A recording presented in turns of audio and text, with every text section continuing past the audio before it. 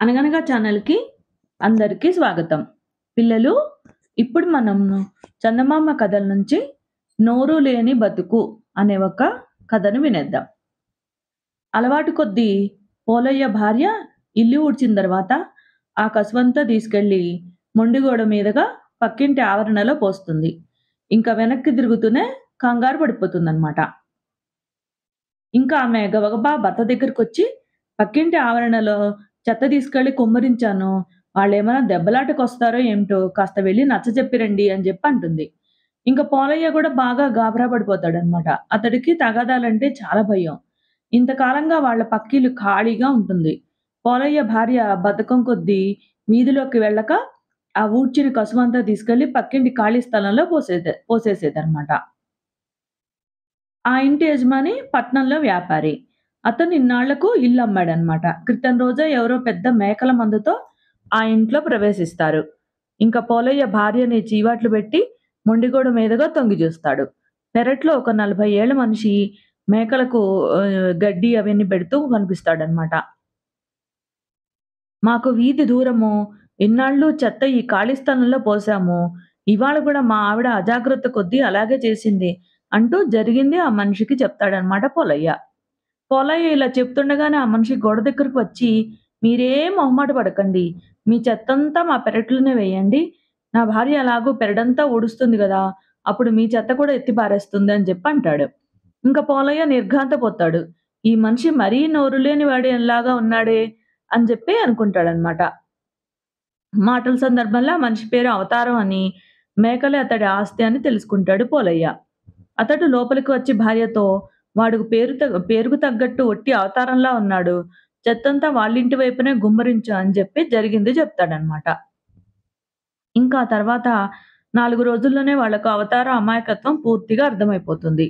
ఒక రోజున పోలయ్య, నీ మేకల అరుపుతో మాకు రాత్రిళ్ళు నిద్ర పట్టడం లేదు. గ్రామాధికారికి చెప్పమంటావా" అని అవతారాన్ని గట్టిగా దబాయిస్తాడనమాట.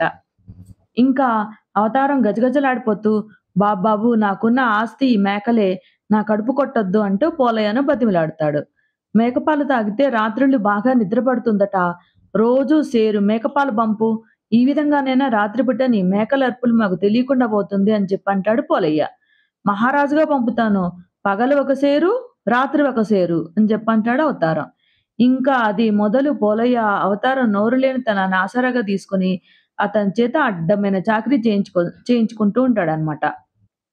తన ఇంటి అవసరాలకు బావిలోంచి నీళ్లు తోడడం, మొక్కల కోసం నేల తవ్వడము, తన చిల్లర కొట్టు కోసం పట్నం నుంచి తెచ్చిన సామాను బండి నుంచి దింపడం, ఇలాంటి పనులన్నీ ఇంక కిక్కురుమనకుండా అవతారం చేసేవాడనమాట.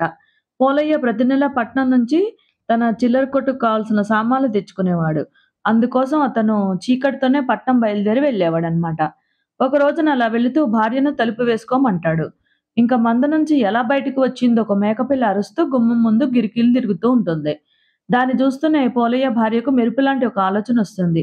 ఆమె భర్తతో, "పాపం ఈ మేకపిల్ల పల్లె బతుకంటే విసుగు పుట్టింది దానికి. దీన్ని తీసుకుపోయి పట్నంలో అమ్మేయి. రూ. 25 రాకపోవు. చీకటి మాటున ఎవరు చూడొచ్చారులే" అని జెప్పి అంటుంది. ఇంక పోలయ్య మేకపిల్లను భుజానేసుకొని వెళ్ళిపోతాడు. సాయంత్రం రూ. 25 లాభంతో ఇల్లు చేరుతాడనమాట.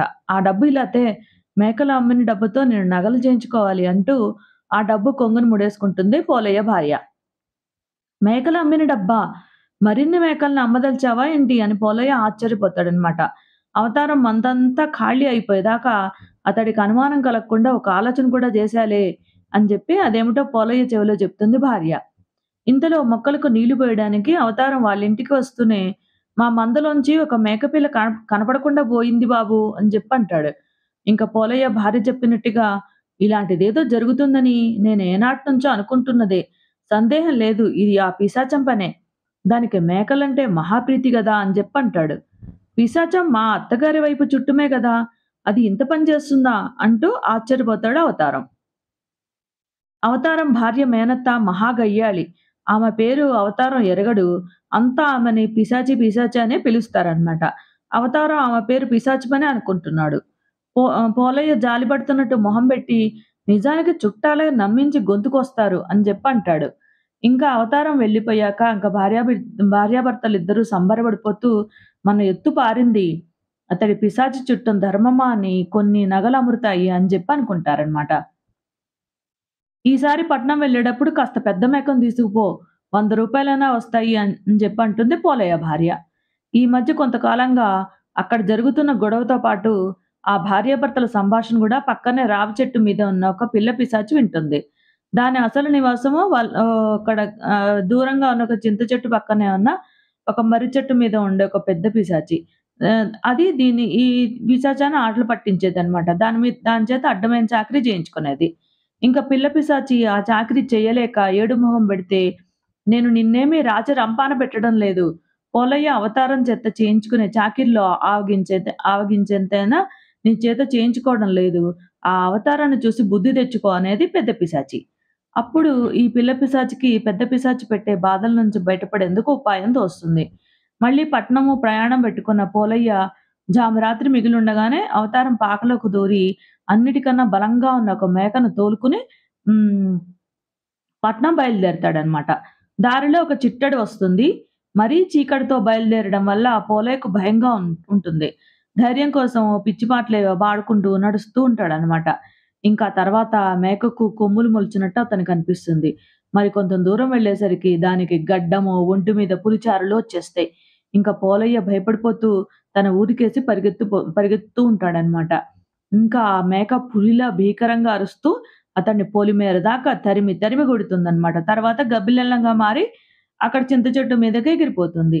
ఇంక పోలయ్య ఇల్లు చేరి భార్యకు జరిగిందంతా జెప్పి, "నేను ప్రాణాలతో ఇల్లు చేరానంటే అది నీ మంగళసూత్రం బలం అనుకోవాలి. అవతారాన్ని మనం తక్కువ అంచనా వేసాము. అతడికి క్షమాపణలు చెప్పుకుందాము. పిశాచం నిజంగానే అతడి చుట్టమయ్యి ఉంటుందని జెప్పి" అంటాడు. ఇంక పోలయ్య భార్య కూడా భయంతో వణుకుతూ అప్పటికప్పుడే మొండిగోడ దగ్గరికెళ్ళి అవతారాన్ని కేకేస్తుందనమాట. అవతారం రాగానే, "మమ్మల్ని క్షమించు. పిశాచాన్ని మా మీదకు ఉసికొల్పొద్దు. నీ చేతికి వెట్టి చాకిరీ చేయించుకోము" అంటూ భార్యాభర్తలు అతడి చేతులు పట్టుకొని బతిమాలి, అప్పటి వరకు ఆయన పాల డబ్బు, మళ్ళీ తర్వాత మేకలనమ్ముతారు గదా! ఆ డబ్బు మొత్తం అణా పైసలతో సహా లెక్క కట్టి ఇచ్చేస్తారనమాట. అవతారానికి ఇదేం బోధపడక, మా అత్తగారి వైపు చుట్టం అంటే వీళ్ళకి గూడా భయమనమాట అనుకుంటాడనమాట మనసులో. ఇంకా మేకగా మారి పోలయ్యను హడలెత్తిచ్చిన పిల్ల పిశాచి ఆ పెద్ద పిశాచి దగ్గరికి వెళ్తుందనమాట. ఇంక రావి చెట్టు మీద కూర్చొని జరిగిందంతా చూపించి, "ఇంక ఈ భార్యాభర్తలిద్దరూ అవతారం చేత అడ్డమైన చాకిరీ జేయించుకోరు. నువ్వు వీళ్ళని చూసైనా బుద్ధి తెచ్చుకో" అని అంటుంది. ఇంకా పెద్ద పిశాచి విరగబడి నవ్వి, "నోరు లేని బతుకు ఇలాగే ఉంటుంది.